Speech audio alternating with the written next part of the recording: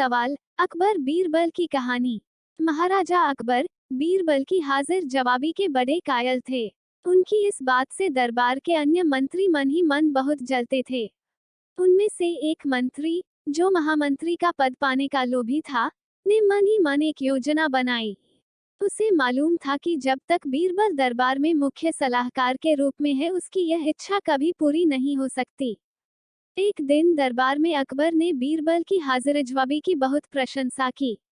ये सब सुनकर उस मंत्री को बहुत गुस्सा आया। उसने महाराज से कहा कि यदि बीरबल मेरे 3 सवालों का उत्तर सही सही दे देता है तो मैं उसकी बुद्धिमत्ता को स्वीकार कर लूंगा, और यदि नहीं तो इससे ये सिद्ध होता है कि वो महाराज का चापलूस है। अकबर को मालूम था कि बीरबल उसके सवालों का जवाब जरूर दे देगा, इसलिए उन्होंने उस मंत्री की बात स्वीकार कर ली। उस मंत्री के 3 सवाल थे।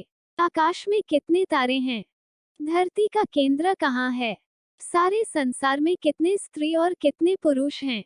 अकबर ने फौरन बीरबल से इन सवालों के जवाब देने के लिए कहा, और शर्त रखी कि यदि वह इनका उत्तर नहीं जानता है तो मुख्य सलाहकार का पद छोड़ने के लिए तैयार रहे। बीरबल ने कहा, तो सुनिए महाराज। पहला सवाल, बीरबल ने एक भेड़ मंगवाई और कहा, जितने बाल इस भेड़ के शरीर पर हैं, आकाश में उतने ही तारे हैं। मेरे दोस्त, गिनकर तसल्ली कर लो, बीरबल ने मंत्री की तरफ मुस्कुराते हुए कहा। दूसरा सवाल, बीरबल ने जमीन पर कुछ लकीरें खींची और कुछ हिसाब लगाया।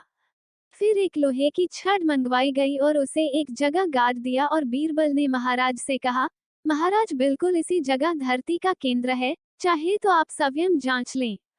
महाराज बोले, ठीक है, अब तीसरे सवाल के बारे में कहो।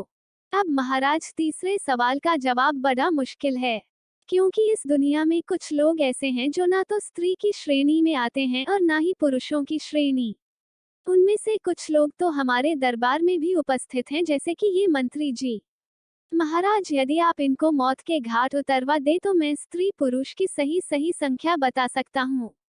अब मंत्री जी सवालों का जवाब छोड़कर थर थर कांपने लगे और महाराज से बोले, महाराज, बस बस, मुझे मेरे सवालों का जवाब मिल गया। मैं बीरबल की बुद्धिमानी को मान गया हूँ। महाराज हमेशा की तरह बीरबल की तरफ पीठ करके हंसने लगे, और इसी बीच वह मंत्री दरबार से खिसक लिया।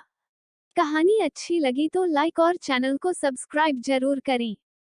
पुरानी कहानियाँ यूट्यूब चैनल को सब्सक्राइब करना ना भूलें। अगली वीडियो में मिलते हैं एक और रोचक कहानी के साथ। तब तक आप वीडियो के नीचे लाल बटन को दबा दें।